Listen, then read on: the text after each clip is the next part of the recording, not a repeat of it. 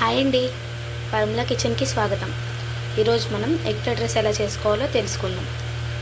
ఏం లేదండి, క్లైమేట్ చాలా చల్లగా ఉంది కదా, లోపలికి వచ్చేసేసి వేరే హాట్గా తినాలనిపించింది. కిచెన్లోకి రాగానే ఈ బౌల్ ఆఫ్ రైస్ కనిపించగానే మనసులో ఒక ఐడియా తట్టేసిందండి, ఎగ్ ఫ్రైడ్ రైస్ చేసుకోవాలని.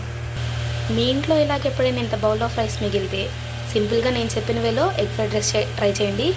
పిల్లలు అసలు వద్దనకుండా మొత్తం ఖాళీ చేసేస్తారండి. ముందుగా స్టవ్ ఆన్ చేసుకొని ప్యాన్ పెట్టుకొని 4 టేబుల్ స్పూన్స్ ఆయిల్ వేసుకోవాలండి.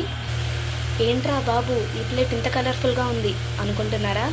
మా ఇంట్లో ఇవన్నీ కన్ఫర్మ్ అండి, కలర్ఫుల్గా ఉండాల్సిందే.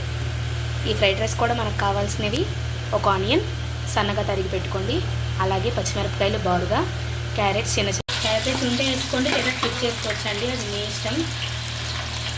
ఆయిల్ హీట్ అయిన తర్వాత ఆనియన్స్ పచ్చిమిరపకాయ వేసుకొని లైట్గా ఫ్రై చేసుకోవాలి. ఈ ఆనియన్స్ ఎక్కువ ఫ్రై అవసరం లేదండి, ఇలా లైట్ కలర్లో వస్తే చాలు. ఇప్పుడు ఇందులో మనం ముందుగా కట్ చేసి పెట్టుకున్న క్యారెట్, అలాగే బీన్స్, అలాగే క్యాబేజ్ పీసెస్ కూడా వేసుకోవాలండి.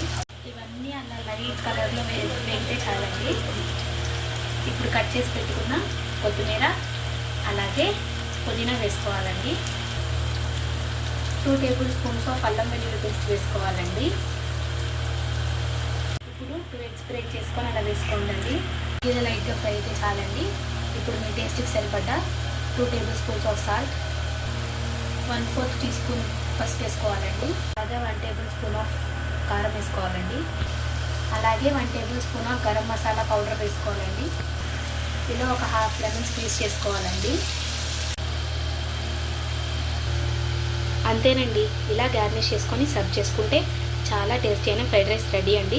ఈ వీడియో కనుక మీకు నచ్చినట్లయితే ప్లీజ్ లైక్ చేయండి, షేర్ చేయండి, సబ్స్క్రైబ్ చేయండి.